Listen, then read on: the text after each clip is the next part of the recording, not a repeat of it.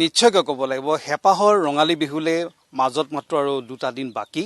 সৰ্বত্ৰ এতিয়া ৰঙালী বিহুৰ উৎসাহ পৰিলক্ষিত হৈছে ৰঙালী বিহু বুলিলেই ৰং তামাছাৰ লগতে বিভিন্ন ধৰণৰ নীতি নিয়ম পৰম্পৰা জড়িত হৈ আছে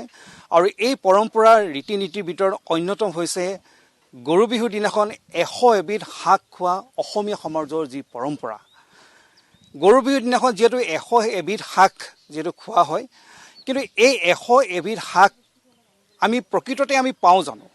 বিশেষকৈ চহৰীয়া সমাজত 100 এবিধ শাক পোৱাটো আসলতে খুব এটা সহজ নহয়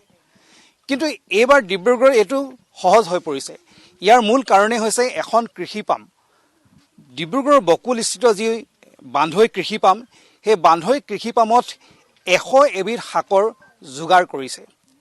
যাতে ৰাইজে সহজে যাতে এই 100 এবিধ শাক যাতে পায় তাৰ বাবে ইয়াত এটা সুন্দৰ এটা আয়োজন চলিছে মই সেইখিনি দেখাবলৈ বিচাৰিছো মই বৰ্তমান উপস্থিত আছো বকুলস্থিত বান্ধৈ কৃষি পামত আৰু এই কৃষি পামতে যি 100 এবিধ শাক সকলে ইয়াত পাব যেনে ঢেকিয়া মাটিকাদুৰি খুতুৰা লাইজবৰা সৰু মানিমনি বৰ মানিমনি সৰু টেঙেচি বৰ টেঙেচি দুৰুণ বন ৰঙা মৰিচা বগা মৰিচাকে ইত্যাদি কৰি 100 এবিধ শাক ইয়াত যোগাৰ কৰা হৈছে আপোনালোকে দেখা পাই আছে ইয়াত এই শাকবিলাক বিভিন্ন ঠাইৰ পৰা বা এই পামখনৰ পৰাই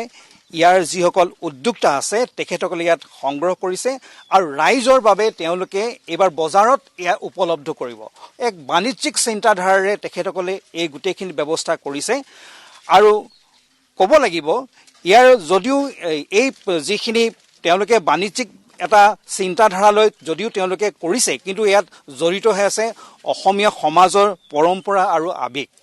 যেটো এই 100 এবিধ শাক বিচাৰি উৰুকাৰ দিনাখন বজাৰ চলাথ কৰিব লাগে কিন্তু পোৱা নাযায় হয়তো 20-30ত যেলৈকে যায় তাতকৈ ওপৰ যাব নোৱাৰে কিন্তু ইয়াত আপোনালোকে দেখিছে এই তেওঁলোকে প্ৰত্যেকটো ইয়াত 100 এবিধতকৈ বেছি হ'ব বুলি কৈছে তেওঁলোকে ইয়াত সংগ্ৰহ কৰি ইয়াত তেওঁলোকে সুন্দৰকৈ ইয়াত পেকেটিং কৰিছে আৰু এই পেকেটিং কৰি সম্পূৰ্ণ বাণিজ্যিকভাৱে তেওঁলোকে বজাৰত উৰুকাৰ দিনাখন মুকলি কৰি দিব আৰু এই পামখনৰ মূল যিগৰাকী ব্যক্তি বাইদেউ অৰ্পণা বৰা বাইদেউ এগৰাকী ক'ব লাগিব উদ্যমী তেখেত মহিলা বিভিন্ন ক্ষেত্ৰত আমি তেখেতক পাওঁ আৰু এই পামখন যেটো তেওঁ মূল খুঁটা হৈছে অৰ্পণা বাইদেউ মই তেখেতৰ কাষলৈ গৈছো বাইদেউ আপুনি এটা ইমান সুন্দৰ এটা চিন্তাধাৰা আমি 100 এবিধ শাক খাওঁ বুলি কওঁ খাব লাগে বুলি কওঁ কিন্তু বিচাৰিটো নেপাওঁ আমি হাবাথুৰি খাব লাগে আপুনি ইমান সুন্দৰভাৱে এটা পৰম্পৰা ৰক্ষা কৰি তাৰ লগতে এটা বাণিজ্যিক চিন্তাধাৰা আপুনি ৰাখিছে বাইদেউ কি ক'ব এই ব্যৱস্থাটো আপোনাৰ কেনেদৰে চিন্তালৈ আহিল কেনেদৰে আগবাঢ়িছে মই আসলতে এই কথাবোৰ বহুতে গুৰুত্ব দিছিলো আগৰ পৰা মই নিজে 100 এবিধ শাক নিজে বুটলি খাবলৈ চেষ্টা কৰো যেতিয়া 25 বিধ 20 বিধ মান গোটাও তাতকৈ বেছি নোৱাৰো আৰু সম্ভৱ হৈ যায় তো সেইকাৰণে তেনেকৈ প্ৰথমবাৰ মই আজিৰ পৰা 5 বছৰ মানৰ আগতে 100 এবিধ গোটামেই বুলি ঠিক কৰি ললো আৰু প্ৰত্যেকটো শাকৰ যদি 5 ডালো আনিছো তেনেহলে বহুত ডাঙৰ টোপোলা হৈ যায় তেতিয়া মই আৰু মোৰ লগৰ এজনী আছিল দীপাঞ্জলি মৰাণ আমি দুজনীয়ে কি কৰিছিলো 20 পেকেট মান বনাই দিলো একেলগে তাৰপিছত আমাৰ বন্ধুবিলাকক আমি উপহাৰ হিচাপে দিছিলো দিয়াৰ পিছত আমাৰ চিন্তাটো মনলৈ আহিলে যে হয় তেওঁলোকে বহুত উৎসাহেৰে বস্তুটো গ্ৰহণ কৰিছে তাৰপিছতো আমাৰ খবৰ পায় কেনেবাকে মানে তেওঁলোকৰ পৰা মুখে খবৰ পায় আমাৰ ইয়ালৈ বিচাৰি বহুত মানুহ আহিছিলে পিছৰ বছৰ সেইকাৰণে আমি সংখ্যাটো অকণ বঢ়োৱাৰ পিছতো আমি 300 পেকেট বনালো 300 পেকেটেও নাটেগে লাষ্টত বিহুৰ দিনা আকৌ বিচাৰি আহে আমি আকৌ 50 বিধ মান যেনে তেনে গোটাই দি দিবলগীয়া হয় এনেকুৱা বহুত মানে যেতিয়া ডিমাণ্ডটো দেখিলো মই তেতিয়া অনুভৱ কৰিলো হয়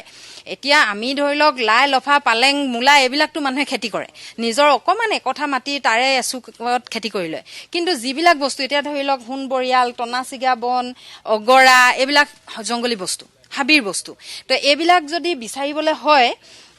বহুত বস্তু মানুহে চিনিও নাপায় যেনেকৈ আপোনাক যদি মই কওঁ বৰালি বকুৱা আপুনি চিনি পাব জানো লৰ বৰুৱা এই কিছুমান বস্তু চিনি পায় কিছুমান নাপায় তো এইবিলাক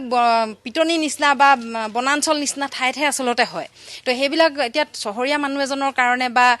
বাৰীখনত বেলেগ এটা প্লেনিং কৰি থকা মানুহ এজনৰ কাৰণে অসুবিধা হয় সেইটো কাৰণে আমি এই পৰিকল্পনাটো কৰিলো যে আমি যিমান পাৰো পেকেট বঢ়াই পেলাই আমি অলপ উৰুকাৰ বজাৰত আমি উলিয়াই দিওঁ এতিয়া যোৱা বছৰ তিনচুকীয়াৰ পৰা